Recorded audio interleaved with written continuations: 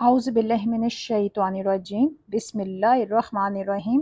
ربنا آمنا بما انزلت واتبعنا الرسول فاکتبنا مع الشاہدین رب اشرح لی صدری ویسر لی امری واحلل عقدۃ من لسانی یفقہوا قولی واجعل لی وزیرا من اہلی ربی یسر ولا تعسر وتمم بالخیر وبک نستعین ربی زدنی علما۔ السلام علیکم ورحمۃ اللہ وبرکاتہ۔ آج انشاءاللہ ہم سورہ بقرہ کی آیت نمبر 240 آنورڈ سٹارٹ کریں گے۔ بسم اللہ الرحمن الرحیم۔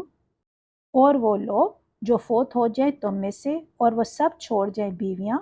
وصیت کر جائیں اپنی بیویوں کے حق میں کہ فائدہ پہنچایا جائے 1 سال تک اور گھر سے نہ نکالا جائے، پھر اگر وہ خود چلی جائے تو نہیں کوئی گناہ تم پر اس میں جو انہوں نے کیا ہو اپنی ذات کے بارے میں، مناسب فیصلہ، اور اللہ غالب حکمت والا ہے۔ اب دیکھیں یہاں پہ بیوہ عورتوں کے بارے میں مزید ہدایات دی جا رہی ہیں کہ اللہ تعالیٰ کہہ رہے ہیں کہ جیسے ایک شخص ہے، اگر وہ فوت ہو گیا اور اس کی 4 بیویاں ہیں، ایک بیوی کے ہاں تو اولاد ہے، ظاہر ہے وہ بیوی جو ہے وہ اس اولاد کی سگی ماں ہوگی، لیکن باقی جو 3 بیویاں ہوں گی وہ اس اولاد کی سوتیلی مائیں ہوں گی۔ تو یہاں اللہ تعالیٰ کہہ رہے ہیں کہ اگر شوہر فوت ہو جائے تو وہ اولاد اپنی سگی ماں کو تو ظاہر ہے اس کی خدمت بھی کرے گی اور اس کے بڑا خیال بھی کرے گی کہ وہ اس کی سگی ماں ہے، لیکن باقی 3 ماں کو وہ خواہ مخواہ کی ذمہ داری سمجھنا شروع ہو جائے گی۔ تو یہاں اللہ تعالیٰ فرما رہے ہیں کہ ایسا نہ ہو کہ ان بیواؤں کو فوراً گھر سے نکال جاؤ کہ جاؤ اپنا راستہ ناپو، جس سے تمہاری شادی ہوئی تھی وہ تو فوت ہو گئے، بلکہ اللہ تعالیٰ کہہ رہے کہ 1 سال کے لیے انہیں نہ ہی گھر سے نکالا جائے بلکہ ان کا نان نفقہ بھی ان کو دیا جائے۔ اچھا، جس ٹائم یہ آیات نازل ہوئی تھی نا، اس ٹائم تک پراپر قانون وراثت نہیں آیا تھا، وہ انشاءاللہ پھر آگے سورہ نساء میں پڑھیں گے۔ پھر جس وقت قانون وراثت آیا نا، پھر یہ جتنی بھی یہ ہدایات تھی یہ پھر منسوخ ہو گئی تھی۔ اب یہاں پہ بیواؤں کے بارے میں وصیت کا عبوری حکم دیا گیا ہے، جیسا ہم نے پڑھا تھا آیت 180 میں والدین اور قرابت داروں کے لیے وصیت کا عبوری حکم دیا گیا تھا۔ پھر سورہ نساء میں ظاہر ہے جس وقت قانون وراثت پراپر نازل ہوا تو اس میں والدین کا حق بھی معین کر دیا گیا، اور شوہر کی وفات کی صورت میں بیوی کے حق کا، اور بیوی کی وفات کی صورت میں شوہر کا جو حق تھا وہ بھی تعین کر دیا گیا ہے۔ اس لیے اب پھر والدین اور عزیز و اقارب اور بیوگان کے حق میں وصیت کی ہدایات منسوخ ہو گئی ہیں۔ اب اس کے بعد پھر اللہ تعالیٰ یہ بھی کہہ رہے کہ اگر کوئی عورت عدت گزارنے کے بعد دوسری شادی کر کے کہیں بسنا چاہے تو تم پھر اسے سال بھر کے لیے روک نہیں سکتے۔ وہ اپنے حق میں فیصلہ کرنے کے لیے آزاد ہے کہ وہ اپنے حق میں کون سا بہترین فیصلہ کرتی ہے، وہ اس کی مجاز ہے، اس کا کوئی الزام بھی اس پر نہیں آئے گا۔ اللہ تعالیٰ زبردست ہے اور حکمت والا ہے۔ یہاں دیکھیں اللہ تعالیٰ نے آپشن بھی دے دی، اور الحمدللہ یہاں پہ ہمیں معلوم ہوتا ہے کہ عورتوں کو اللہ نے کتنے حقوق دیے ہیں، کتنی آزادی، کتنا فریڈم ہے، جو آج کل یہ مغرب کی دنیا سے آ رہا ہے نا کہ عورت آزاد نہیں، اب اس سے زیادہ عورت کیا آزاد ہو۔ یعنی اگر وہ بیوہ ہو گئی ہے اور وہ دوسری شادی نہیں کرنا چاہتی تو بھی اللہ تعالیٰ نے اس گھر میں اس کے لیے 1 سال بھر کے لیے رکھا ہے کہ وہ سال بھر اس میں رہ بھی سکتی ہے، اور اس کا نان نفقہ بھی انہیں کی ذمہ داری ہے اس کی اولاد کی کہ وہ دے۔ ہاں، اگر وہ اپنی مرضی سے عدت کے بعد نکاح کرنا چاہتی ہے تو بھی اسے آزادی ہے، کوئی اسے روک ٹوک نہیں ہے۔ اب آیت نمبر 241 میں ہے، اور طلاق یافتہ عورتوں کو بھی کچھ فائدہ پہنچایا جائے دستور کے مطابق، حق ہے پرہیزگاروں پر۔ اب یہاں اس آیت میں اللہ تعالیٰ پھر طلاق یافتہ عورتوں کے حقوق کے بارے میں واضح کر رہا ہے کہ طلاق یافتہ عورتیں عدت کے دوران ان کے کیا حقوق ہیں۔ اچھا، یہ بات ایک واضح ہو جائے کہ یہ ہدایت عدت کے وقت تک کے لیے معین کی گئی ہے، یعنی عدت کے بعد معاملہ یہ نہیں ہوگا۔ آپ نے سنا ہوگا کلکتہ ہائی کورٹ میں ایک کوئی کیس ہوا تھا جس میں انہوں نے فیصلہ سنا دیا تھا اسی قسم کا، جس میں پورے ہندوستان میں شدید احتجاج ہوا تھا، کیونکہ انہوں نے فیصلہ کورٹ نے یہ کر دیا تھا کہ اگر کوئی مسلمان اپنی بیوی کو طلاق دے دیتا ہے تو وہ بیوی اگر تو دوسری شادی کر لے تب تو دوسری بات ہے، ہاں اگر وہ دوسری شادی نہ کرے تو جب تک وہ عورت زندہ رہے گی اس کا نان نفقہ طلاق دینے والے کے ذمہ رہے گا۔ اس پر پھر بھارت کے مسلمانوں نے ظاہر ہے انہوں نے بہت احتجاج کیا، انہوں نے کہا یہ تو ہماری شریعت میں کھلم کھلا دخل اندازی ہے، کیونکہ شریعت نے ایک طلاق یافتہ عورتوں کے لیے صرف عدت تک نان نفقہ کا حق رکھا ہے۔ پھر ایک پراپر ایک احتجاجی تحریک وہاں پہ انہوں نے چلائی، اور بہت سے لوگوں کا وہاں پہ جانوں کا نذرانہ بھی پیش کیا گیا۔ پھر آخر کار راجیو گاندھی کی حکومت کو گھٹنے ٹیکنے پڑے تھے اور پھر یہ قانون بنا دیا گیا کہ ہندوستان کی کوئی بھی عدالت، ایون سپریم کورٹ بھی مسلمانوں کے آئلی قوانین میں دخل نہیں دے سکتی۔ ایون دیکھا جائے یہ بہت بڑی اچیومنٹ تھی نا بھارت کے مسلمانوں کے لیے، لیکن اس کے برعکس یہاں پہ ہمارے یہاں کیا ہوا، ایک فوجی عامر نے آئلی قوانین بنائے جس کے بارے میں سنی، شیعہ، اہل حدیث، دیوبندی، بریلوی، تمام علماء اور جماعت اسلامی کی چوٹی کی قیادت سب نے متفقہ طور پر یہ کہا کہ یہ قوانین خلاف اسلام ہیں، لیکن اس کے باوجود آج تک وہ چل رہے ہیں یہاں پہ۔ ہماری یہاں کی کمزوریاں دیکھیں نا، ہم کچھ نہیں کر سکے، کچھ چینج نہیں کر سکے، لیکن انڈیا دیکھیں، ہندوستان کے مسلمانوں نے وہاں پہ یہ بات نہیں ہونے دی۔ انہوں نے ایسا احتجاج کیا کہ انہوں نے اپنی بات منوائی، ظاہر ہے کیونکہ شریعت کے خلاف ان کا قانون جا رہا تھا نا، لیکن یہاں پہ اس پہ کوئی عمل نہیں ہو سکا۔ اب آیت نمبر 242 میں ہے، اسی طرح اللہ صاف صاف بیان کرتا ہے تمہارے لیے اپنے احکام تاکہ تم سب سمجھ بوجھ سے کام لو۔ اب دیکھیں اللہ تعالیٰ نے بیواؤں کے حقوق، طلاق یافتہ عورتوں کے حقوق، طلاق کے بعد رجوع کیسے کر سکتے ہیں، 3 طلاق کے بعد کی کیا کنڈیشن ہے، 1 یا 2 طلاق دو تو اس کے بعد کی کیا کنڈیشن ہے، اللہ تعالیٰ نے ایک ایک حکم، ایک ایک اللہ تعالیٰ نے ہر مسئلے کے احکام اللہ نے کھول کھول کر ہمارے پہ واضح کر دیے ہیں۔ تو اللہ تعالیٰ کہہ رہے ہیں کہ عقل سے کام لو اور سمجھو۔ پھر بھی اگر آپ لوگوں کو سب کچھ کلیئر کٹ بتا دیا گیا، اس کے باوجود آپ کسی شک شبے میں بیٹھے رہو یا کوئی اپنے طور پر آپ کوئی نئے عقیدے لے کر آؤ، تو یہ آپ لوگوں کی اپنی غلطی ہے، کیونکہ الحمدللہ یہاں پر اندازہ لگائے نا، بہت سے لوگ ہیں جنہوں نے کوئی کورسز نہیں کیے ہوئے، کہیں سے عالمہ کی انہوں نے ڈگریاں نہیں لی ہوئی، لیکن کتنی سمپل سی یہ باتیں ہیں جو مجھ سمیت آپ سب کو سمجھ آ رہی ہیں۔ اٹس مین اللہ تعالیٰ نے دیکھی یہ قرآن پاک سب کے لیے ہدایت کے لیے بھیجا نا،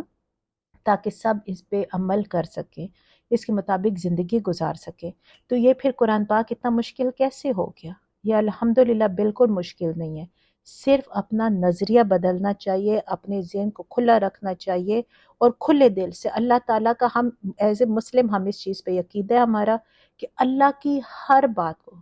دیکھیں، جب ہم نے اللہ پہ یقین کر لیا، اللہ ہمارا رب ہے، تو اللہ کی ہر بات کو ماننے کے لیے ہم نے آنکھیں بند کرنی اور ہم نے اس پہ یقین کرنا ہے۔ الحمدللہ ہمارا عقیدہ توحید ایسا سٹرونگ ہونا چاہیے انشاءاللہ۔ اب دیکھیے آپ ہمارے دین کی خوبصورتی کا اندازہ لگائیں، الحمدللہ بیوہ عورتوں کے بارے میں بھی اللہ تعالیٰ نے کتنا ان کا احساس، کتنا ان کا خیال رکھا ہے۔ ایون طلاق یافتہ عورتوں کے لیے ہمارے معاشرے میں تو دیکھا جائے عام روٹین میں طلاق ہوتی ہے تو اس عورت کے ساتھ سارے تعلق واسطہ، سسرال والے سارے رشتے تعلق ایسے توڑ دیتے ہیں کہ ہم تو اسے جانتے ہی نہیں ہیں۔ اللہ تعالیٰ نے یہاں بھی انہیں کتنا احترام، کتنی محبت اور رسپیکٹ دے رہا ہے۔ اللہ تعالیٰ کہہ رہے ہیں کہ طلاق کے بعد بھی عدت تک اس کا نان نفقہ، اس کا بہت خیال رکھو، جس حد تک آپ کر سکتے ہو، بن پیار محبت۔ اللہ تعالیٰ دیکھیں اللہ کا دین کیا ہے، پیار پھیلانا، دین کو دوسروں تک، پوری دنیا تک پہنچانا، تاکہ حق سچ کا پتہ چل جائے اور باطل کا بھی پتہ چل جائے۔ آج مغربی معاشرہ ہماری چھوٹی چھوٹی ہماری اپنی بے وقوفیوں کی وجہ سے ہماری کمزوریاں پکڑ کے ہمیں نیچا دکھانے کی کوشش کرتے ہیں، کیونکہ ہم دین سے دور ہیں۔ الحمدللہ جب ہمیں دین کی سمجھ آ جاتی ہے اور ہمیں رشتے نبھانے آ جاتے ہیں کہ حلال رشتوں کو ہم نے کتنی محبت اور پیار اور کتنے طریقے سے لے کر چلنا ہے، اور حرام رشتوں کو ہم نے چھوڑ کر آگے چلنا ہے، اور ہر رشتے کا احترام اور احساس کرنا ہے، ضرورت میں ان کے کام آنا ہے۔ اگر کوئی مدد فائنینشلی نہیں کر سکتا تو کم سے کم مورل سپورٹ بڑی ضروری ہے۔ انسان باتوں سے ہی کسی کے دکھوں کو کم کر سکتا ہے، تسلی دے کر۔ یعنی اللہ تعالیٰ کا دین بہت حسین ہے، یقین کریے ہماری اپنے نظریات غلط ہے، ہم صرف نہ دیکھی دکھائی چیزوں پہ کو اپریشیٹ کرتے ہیں، ہم کہتے ہیں کہ یہ سب کچھ سچ ہے، ہمیں پڑھنے کی توفیق ہی نہیں، پڑھ کے سمجھنے کی توفیق نہیں ہے۔ جس انسان نے نا اس کو پڑھا اور اس کے بعد انہوں نے ریئلائز کیا نا صحیح معنوں پہ کہ اللہ تو ہمیں کیا بتا رہے ہیں، ہم تو کچھ اور سنتے رہے ہیں، اللہ ہمیں کیا بتا رہے ہیں، ہم تو کچھ اور کرتے رہے ہیں۔ جب انسان اپنا انالیسس کرتا ہے نا، پھر اسے معلوم ہو جاتا ہے کہ یہاں پہ تو سراسر ہماری غلطی تھی، ہمارا دیکھنے اور سننے کا نظریہ غلط تھا۔ ورنہ الحمدللہ یہ واحد یہی مذہب ہے، یہی دین اسلام ہے جس نے تمام دنیا میں دیکھے یہ دین ویسے تو نہیں پھیلا نا، کوئی طاقت اس میں ہے نا، جو صحیح معنوں پہ ہمارا قرآن پڑھتا ہے، جو اللہ تعالیٰ پہ یقین کر کے، ہمارے نبی حضرت محمد مصطفیٰ صلی اللہ علیہ وآلہ وسلم پہ یقین کر کے قرآن پاک پڑھ کے جس وقت وہ دین لے کر آتا ہے نا انسان، تو وہ کبھی نہیں ڈگمگاتا۔ ڈگماتے ہم جیسی ایسے لوگ ہیں جو پیدائشی مسلم تو ہوتے ہیں، لیکن بس اسی کو وہ خوشی میں پوری زندگی گزار دیکھتے ہیں کہ ہم تو مسلم ہیں، ہمیں کیا ضرورت ہے، لیکن ہمارے اندر نا کوالٹیز ایسی کوئی بھی نہیں ہوتی۔ لیکن اب دیکھیں نا،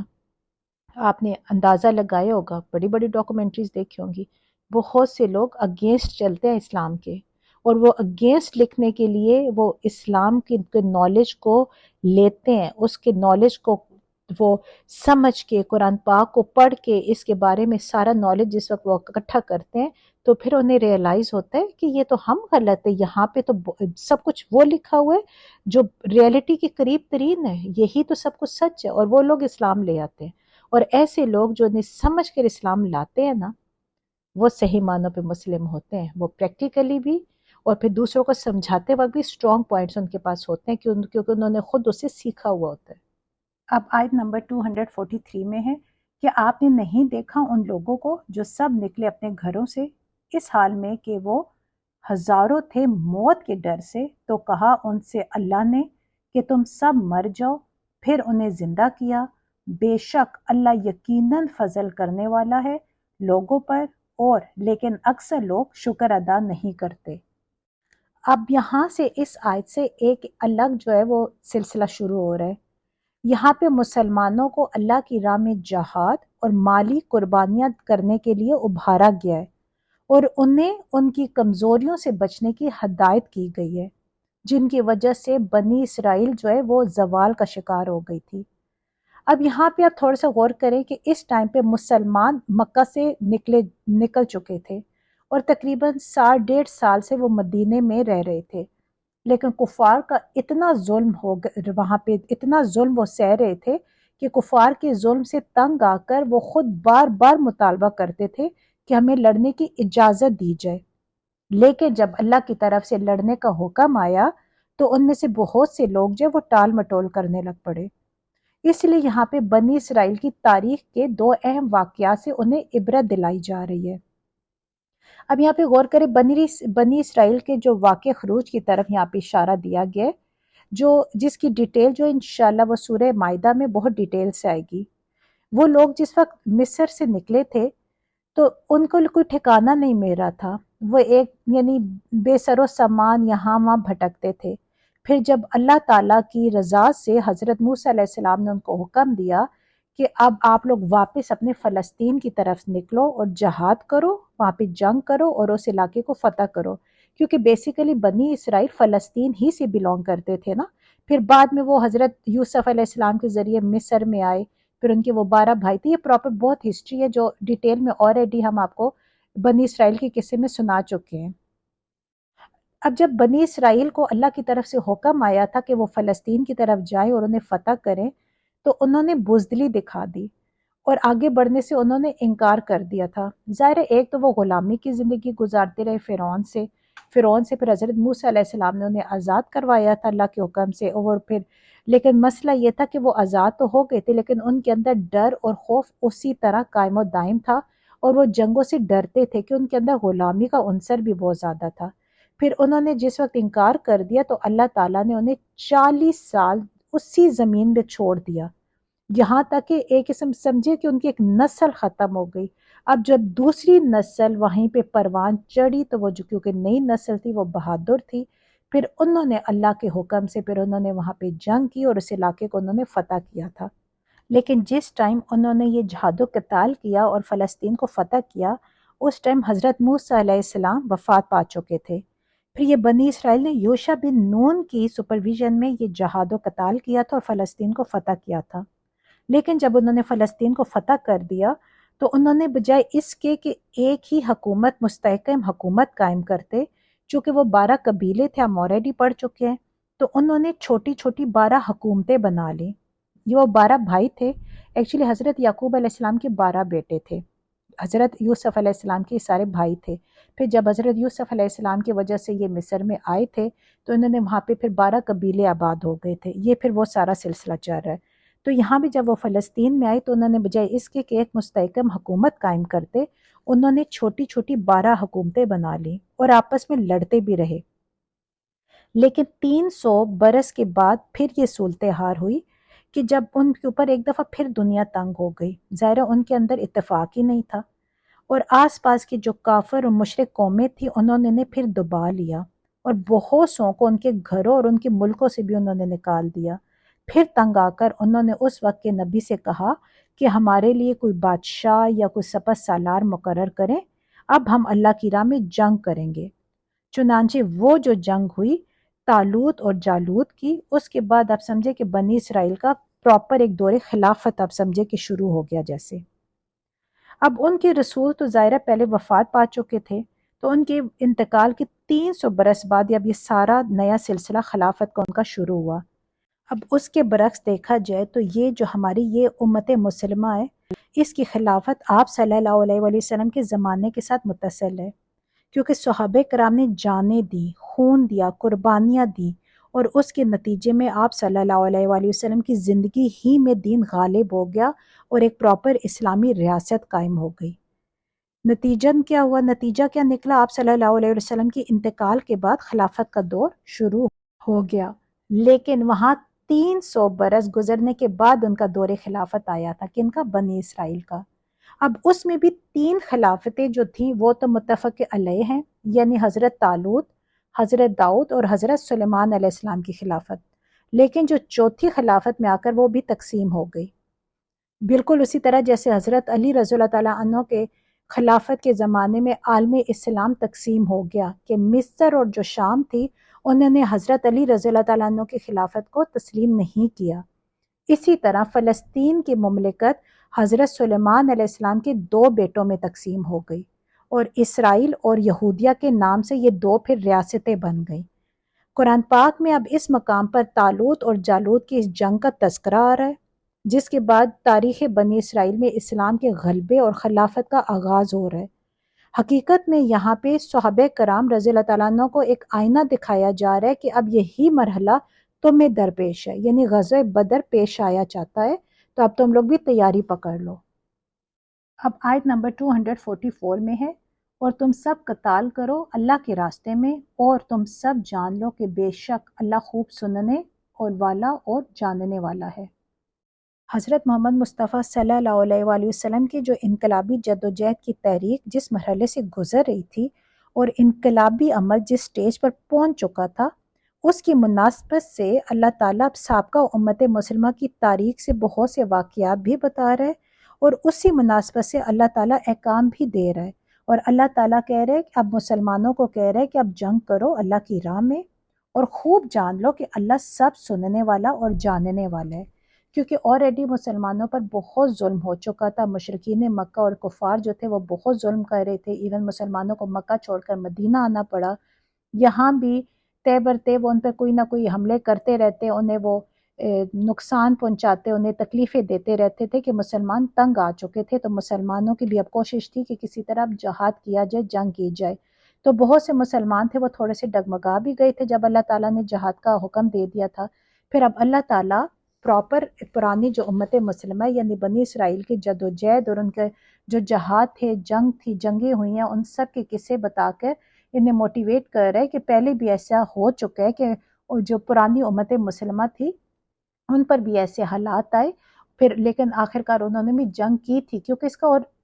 حل کوئی بھی نہیں نا، کیونکہ جس وقت اب جنگ کے بدلے جنگ نہیں ہوگی تو گزارا نہیں ہونا، کیونکہ ظاہرہ حج بھی فرض ہو چکے، پھر اس کے علاوہ پراپر اب حج کے لیے انہیں مکہ بھی جانا تھا۔ اب الحمدللہ یہاں مدینہ میں آ کے مسلمان پہلے سے سٹرونگ ہو گئے تھے، اسلام بھی الحمدللہ پھیرا تھا۔ اب یہ جو سچویشن تھی، اب اس سچویشن پہ جہاد انہیں کرنا پڑا، کیونکہ مشرکین مکہ تو اتنے شریف تھے نہیں کہ وہ مکہ ان کے حوالے کر دیتے مسلمانوں کے کہ آؤ اور آپ لوگ یہاں پہ عمرہ اور حج ادا کرو۔ انہوں نے تو انہیں تکلیفیں دینی ہی دینی تھی، انہوں نے تو مسلمانوں کو اور اسلام کو پھیلتے ہوئے دیکھنا ہی نہیں تھا، وہ تو انہیں تکلیفوں پہ تکلیفیں دے رہے تھے۔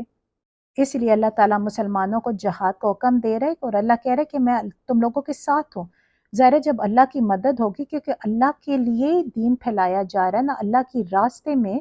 آپ لوگ قربانیاں دے رہے ہو، آپ قتال کر رہے ہو، تو اللہ تعالیٰ انہیں امید بھی دلا رہا ہے کہ اللہ سب کچھ دیکھ رہا ہے، سن رہا ہے، اور بے فکر ہو کے تم لوگ جہاد کی تیاریاں کرو، انشاءاللہ اللہ کی مدد ہر وقت ساتھ ہوگی، لیکن نیت سچی ہونی چاہیے، اس میں ڈر نہیں ہونا چاہیے۔ ظاہر ہے مومن تو ڈرتا ہی نہیں کہ موت تو برحق ہے، موت تو آنی ہی آنی ہے، وہ گھر بیٹھ کے بھی آ جانی ہے اور وہ جہاد کر کے بھی آ جانی ہے، لیکن الحمدللہ جب جو اللہ کے راستے میں جو جہاد کرتا ہے تو اس کو تو شہادت ملتی ہے اگر وہ مر جائے تو، اور وہ تو پھر اس کی آخرت بھی اچھی ہو جاتی ہے۔ لیکن اگر کوئی جہاد نہیں کر رہا، اللہ کے راستے میں لڑائی سے وہ ڈر رہے اور وہ سکون سے موت کے ڈر سے گھر بیٹھا ہوا ہے، موت تو سے آنی ہے، لیکن اس موت میں اور اس موت میں فرق بھی بہت ہے نا۔ اب آیت نمبر 245 میں ہے، کون ہے وہ جو اللہ کو قرض دے قرض حسنہ تو وہ بڑھا دے اسے اس کے لیے کئی گنا زیادہ، اور اللہ ہی روزی تنگ کرتا ہے اور کشادہ کرتا، اور اسی کی طرف تم سب لوٹائے جاؤ گے۔ اب دیکھیں یہاں پہ قرض حسن کا ذکر آیا ہے۔ قرض حسن کا لفظی ترجمہ اچھا قرض ہے، یعنی اس سے مراد ایک ایسا قرض ہے جو خالص نیکی کے جذبے سے اور بغیر کسی غرض کے کسی کو دیا جائے۔ اسی طرح جو مال اللہ کی راستے میں خرچ کیا جائے اسے اللہ تعالیٰ اپنے ذمہ قرض قرار دیتا ہے، اور اللہ وعدہ کرتا ہے کہ اللہ کہتا ہے کہ میں نہ صرف اصل ادا کروں گا بلکہ اسے کئی گنا زیادہ دوں گا۔ ہاں شرط یہ ہے کہ وہ جو قرض حسن ہو، یعنی اپنے وہ کسی نفسانی غرض کے لیے نہ دیا جائے بلکہ محض اللہ کی خاطر ان کاموں پہ لگایا جائے جن کو اللہ پسند کرتا ہے۔ اب یہاں دیکھیں اللہ تعالیٰ نے جہاد بالنفس اور جہاد بالمال دونوں چیزوں کا تذکرہ کیا ہے، یعنی جہاد بالنفس کی آخری شکل کیا ہے؟ قتال ہے، اور جہاد بالمال کے لیے پہلے لفظ انفاق آ رہا ہے، اب قرض حسنہ لایا جا رہا ہے۔ یعنی انسان کو جب اللہ کے راستے میں جب انسان جہاد کے لیے نکلتا ہے تو جو بندہ کوئی افورڈ کر سکتا ہے تو وہ اپنا مال بھی اللہ کے راستے میں پیش کرے، کیونکہ یہ سچویشن ایسی ہوتی ہے کہ یہاں پہ کھانے پینے کی کمی ہو جاتی ہے، اسلحہ کی کمی ہو جاتی ہے، مال کی کمی ہو جاتی ہے، جو مال سے پھر مدد ہوتی ہے۔ ظاہر ہے جس وقت بندہ گھر سے باہر نکلتا ہے تو بہت سی ضروریات آتی ہیں،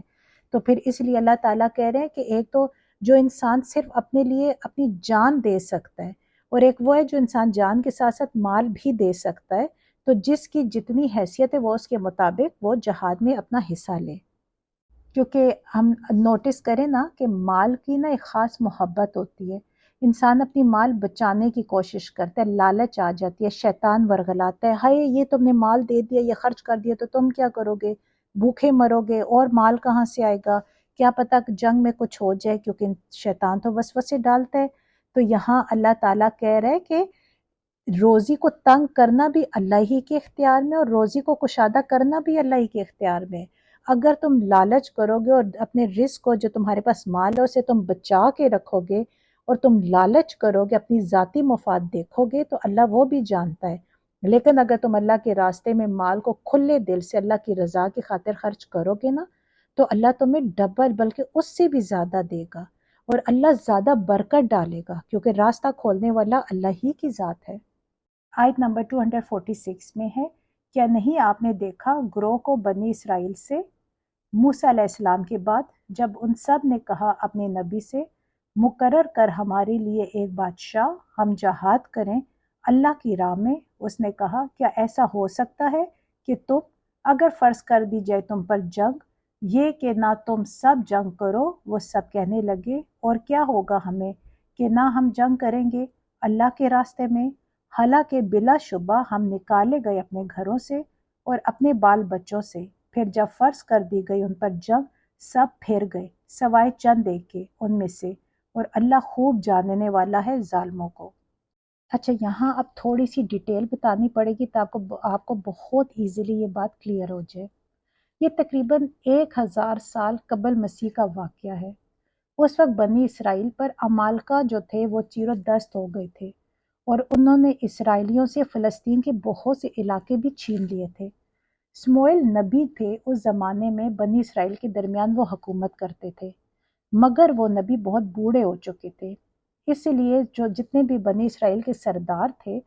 انہوں نے یہ ضرورت محسوس کی کہ کوئی اور شخص ان کا سربراہ بن جائے جس کی قیادت میں وہ جنگ کر سکے، لیکن اس وقت بنی اسرائیل میں اس قدر جاہلیت آ چکی تھی، ہم آلریڈی پڑھ چکے ہیں۔ جب وہ فلسطین میں گئے تو انہوں نے پھر الگ الگ حکومتیں بنا لی، پھر وہ ذرا جب ان میں تفریق خود ہی پڑ گئی، لڑائی جھگڑے ہوئے، تو ان میں جاہلیت بھی بہت حد تک آ چکی تھی، اور وہ غیر مسلم قوموں کے طور طریقوں سے کچھ ضرورت سے زیادہ ہی متاثر ہو گئے تھے کہ خلافت اور بادشاہی کا جو فرق تھا وہ ان کے ذہنوں سے نکل چکا تھا۔ اس لیے انہوں نے درخواست کی، وہ خلیفہ کے تقرر کی نہیں بلکہ دیکھا جائے تو ایک بادشاہ کے تقرر کی تھی۔ اس سلسلے میں بائبل کی کتاب سموئیل اول میں جو تفصیلات بیان ہوئی ہیں وہ اب میں تھوڑا سا آگے آپ کو اس کی ڈیٹیل بتا دیتی ہوں۔ سموئیل زندگی بھر اسرائیلیوں کی عدالت کرتا رہا۔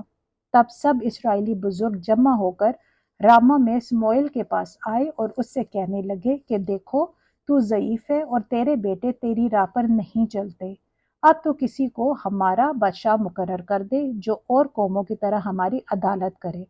یہ بات سموئیل کو بری لگی اور سموئیل نے خداوند سے دعا کی اور خدا نے سموئیل سے کہا کہ جو کچھ یہ لوگ تجھ سے کہتے ہیں تو اس کو مان، کیونکہ انہوں نے تیری نہیں بلکہ میری حقارت کی ہے کہ میں ان کا بادشاہ نہ رہوں۔ اور سموئیل نے ان لوگوں کو جو اس سے بادشاہ کے طالب تھے خداوند کی سب باتیں کہہ سنائی، اور اس نے کہا کہ جو بادشاہ تم پر سلطنت کرے گا اس کا طریقہ یہ ہوگا کہ وہ تمہارے بیٹوں کو لے کر اپنے رتھوں کے لیے اور اپنے رسالے میں نوکر رکھے گا، اور وہ اس کے رتھوں کے آگے دوڑیں گے، اور وہ ان کو ہزار ہزار کے سردار اور 50 کی جمع دار بنائے گا، اور بعض سے تو ہل جتوائے گا اور فصل کٹوائے گا، اور اپنے لیے جنگ کے ہتھیار اور رتھوں کے ساز بنوائے گا، اور تمہارے بیٹیوں کو گندھن اور باورچن اور نان پڑ بنائے گا، اور تمہارے کھیتوں اور تاکستانوں اور زیتون کے باغوں کو جو اچھے سے اچھے ہوں گے لے کر اپنے خدمت گاروں کو عطا کرے گا، اور تمہارے کھیتوں اور تاکستانوں کا 10واں حصہ لے کر اپنے خواجوں اور خادموں کو دے گا، اور تمہارے نوکر چاکر اور لونڈیوں اور تمہاری شکیل جوانوں اور تمہارے گدھوں کو لے کر اپنے کام پر لگائے گا، اور وہ تمہاری بھیڑ بکریوں کا بھی 10واں حصہ لے گا، سو تم اس کے غلام بن جاؤ گے، اور تم اس دن بادشاہ کے سبب سے جسے تم نے اپنے لیے چنا ہوگا فریاد کرو گے، پر اس دن خداوند تم کو جواب نہ دے گا۔ تم بھی لوگوں نے سموئیل کی بات نہ سنی اور کہنے لگے نہیں، ہم تو بادشاہ چاہتے ہیں جو ہمارے اوپر ہو تاکہ ہم بھی اور قوموں کی مانند ہو، اور ہمارا بادشاہ ہماری عدالت کرے اور ہمارے آگے آگے چلے اور ہماری طرف سے لڑائی کرے۔ خداوند نے سموئیل کو فرمایا تو ان کی بات مان لے اور ان کے لیے ایک بادشاہ مقرر کر۔ پھر سموئیل لوگوں سے کہنے لگا جب تم نے دیکھا بنی امون کا بادشاہ ناحس تم پر چڑھ آیا تو تم نے مجھ سے کہا کہ ہم پر کوئی بادشاہ سلطنت کرے، حالانکہ خداوند تمہارا خدا تمہارا بادشاہ تھا۔ سو اب اس بادشاہ کو دیکھو جسے تم نے چن لیا اور جس کے لیے تم نے درخواست کی تھی، دیکھو خداوند نے تم پر بادشاہ مقرر کر دیا ہے۔ اگر تم خداوند سے ڈرتے اور اس کی پرستش کرتے اور اس کی بات مانتے رہو اور خداوند کے حکم سے سرکشی نہ کرو، اور تم اور وہ بادشاہ بھی جو تم پر سلطنت کرتا ہے خداوند اپنے خدا کے پیرو بنے رہو تو خیر، پر اگر تم خداوند کی بات نہ مانو بلکہ خداوند کے حکم سے سرکشی کرو تو خداوند کا ہاتھ تمہارے خلاف ہوگا جیسے وہ تمہارے باپ دادا کے خلاف ہوتا تھا، اور تم جان لوگے اور دیکھ بھی لوگے کہ تم نے خداوند کے حضور اپنے لیے بادشاہ مانگنے سے کتنی بڑی شرارت کی۔ اب رہا میں سو خدا نہ کرے کہ تمہارے لیے دعا کرنے سے باز آ کر خداوند کا گنہگار ٹھہرو، بلکہ میں وہی راہ جو اچھی اور سیدھی ہے تم کو بتاؤں گا۔ کتاب سموئیل کی ان تصریحات سے یہ بات واضح ہو جاتی ہے کہ بادشاہت کے قیام کا یہ مطالبہ اللہ اور اس کے نبی کو پسند نہ تھا۔ اب رہا یہ سوال کہ قرآن پاک میں اس مقام پر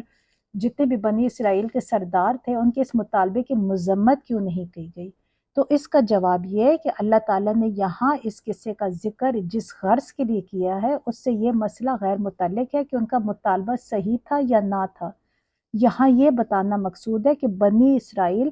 کس قدر بزدل ہو گئے تھے اور ان میں کس قدر نفسانیت آ گئی تھی اور ان کے اندر اخلاقی انضباط کی کتنی کمی تھی جس کے سبب سے آخر کار وہ گر گئے، اور اس ذکر کے غرض یہ ہے کہ مسلمان اس سے عبرت حاصل کریں اور اپنے اندر یہ کمزوریاں پرورش نہ کریں۔ کیونکہ بنی اسرائیل کی طرح یہ لوگ بھی مسلمان جو تھے یہ بار بار آپ صلی اللہ علیہ وآلہ وسلم سے کہتے تھے کہ ہمیں جنگ کی اللہ تعالیٰ سے اجازت لے دیں. تو پھر یہاں پہ اللہ تعالیٰ بتا رہے کہ یہ نہ ہو کہ مسلمانوں کو اللہ تعالیٰ تنبیہ کر رہے کہ ایسا نہ ہو کہ جب جنگ کا حکم آ جائے تو وہ تمہیں پھر ناگوار گزرے. جیسا کہ بنی اسرائیل کا قصہ ہم نے سنا نا، وہاں پہ ان لوگوں کو پھر ناگوار ہوا تھا اور وہ جنگ نہیں کرنا چاہتے تھے، کبھی بہانے بناتے تھے، کبھی وہ اتنا ڈرتے تھے کہ انہوں نے ایک بادشاہ تھی کہ نئی بادشاہ کی ڈیمانڈ کر دی تھی، کیونکہ ان کے اندر ول پار نہیں تھی، وہ اندر سے بہت کمزور تھے، ان کا ایمان اتنا مضبوط نہیں تھا اور نہ وہ اللہ پہ بھروسہ کرتے تھے. دیکھیے اب تک الحمدللہ ہم نے جتنی آیات پڑھی شروع سے لے کے ہمیں اندازہ ہوتا ہے کہ اللہ تعالیٰ ہر طرف یہ کہہ رہے کہ مجھ سے مدد مانگو، میں مدد کرنے والا ہوں، میں سبری دعائیں قبول کرنے والا ہوں، میں آسائشیں دینے والا ہوں، کمی میں کرنے والا ہوں اور دینے والا، زیادتی دینے والا بھی میں ہوں، جزا بھی آخرت میں دوں گا، سزا بھی میں دوں گا. اس کے باوجود لوگ جو ہیں وہ جب توحید ان کا عقیدہ توحید کمزور ہو جاتا ہے، وہ اللہ کی جگہ اگر وہ انسان یا کسی اور ہستی سے ایک امید لگا بیٹھتے ہیں تو پھر اللہ تعالیٰ انہیں آزادی دے دیتا. اللہ تعالیٰ کہتے ہیں کہ ٹھیک ہے، جب تم نے کسی اور سے مانگنا ہے، کسی اور پہ تمہارا عقیدہ ہے تو جاؤ ان سے کرو. اینڈ میں انسان کیا کھاتا ہے؟ نقصان کھا جاتا ہے. وقتی طور پر تو اسے سمجھ نہیں آتی، لیکن دیکھا جائے تو اپنے لیے بہت بڑا نقصان دنیا میں بھی کر لیتے اور آخرت میں بھی کر لیتا ہے. یہاں مسلمانوں کو بھی یہی تنبیہ کی جا رہی ہے اور اللہ تعالیٰ یہی کہہ رہے ہیں کہ اپنا عقیدہ توحید اتنا مضبوط رکھو کہ اگر جس ٹائم اللہ کی طرف سے جہاد کا حکم آ گیا کہ آپ قتال کے لیے نکلو تو پھر تمہیں ہر حال میں نکلنا پڑے گا. پھر تمہیں کوئی بھی بہانے نہیں کرنے اور کوئی بھی تم نے بزدلی نہیں دکھانی، کیونکہ ایک سچا مسلمان اللہ کے راستے میں جس وقت بھی شہید ہوتے وقت وہ گھبراتا نہیں، بلکہ سچے مسلمان جو وہ تو شہادت کی موت مانگتے ہیں تاکہ ان کی دنیا کے ساتھ ساتھ ان کی آخرت بھی گارنٹیڈ اچھی ہو جائے. اب آیت نمبر 247 میں ہے، اور کہا ان سے ان کے نبی نے، بے شک اللہ نے یقیناً مقرر کر دیا ہے تمہارے لیے طالوت کو بادشاہ. وہ سب کہنے لگے کیسے ہو سکتی ہے اس کی بادشاہی ہم پر، حالانکہ ہم زیادہ حقدار ہیں بادشاہی کے اس سے، اور نہیں دیا گیا وہ وسعت مال سے. اس نے کہا بے شک اللہ نے اسے منتخب کیا ہے تم پر اور اسے زیادہ دی ہے کشادگی علم میں اور جسم میں، اور اللہ دیتا ہے اپنی بادشاہت جسے چاہتا ہے اور اللہ وسعت والا بہت علم والا ہے. اب اللہ تعالیٰ نے کیونکہ انہوں نے ایک بادشاہ مانگا تھا تو اللہ تعالیٰ نے ان کے لیے ایک بادشاہ مقرر کر دیا. اب بائبل میں اس کا نام ساؤل لکھا ہے. یہ قبیلہ بن یمین کا ایک 30 سالہ نوجوان تھا. بنی اسرائیل میں اس سے زیادہ خوبصورت کوئی شخص بھی نہیں تھا اور یہ ایسا قداور تھا کہ لوگ اس کے کندھے تک آتے تھے. اپنے باپ کے گمشدہ گدھے ڈھونڈنے نکلا تھا. راستے میں جب سموئیل نبی کی قیامگاہ کے قریب پہنچا تو اللہ تعالیٰ نے نبی کو اشارہ کیا کہ یہی شخص ہے جس کو ہم نے بنی اسرائیل کی بادشاہی کے لیے منتخب کیا ہے. چنانچہ سموئیل نبی سے اسے اپنے گھر لے آئے، تیل کی کپی لے کر اس کے سر پر انڈیلی اور اسے چوما اور کہا کہ خداوند نے تجھے مسا کیا تاکہ تو اس کی میراث کا پیشوا ہو. اس کے بعد انہوں نے بنی اسرائیل کا اجتماع عام کر کے اس کی بادشاہی کا اعلان کیا.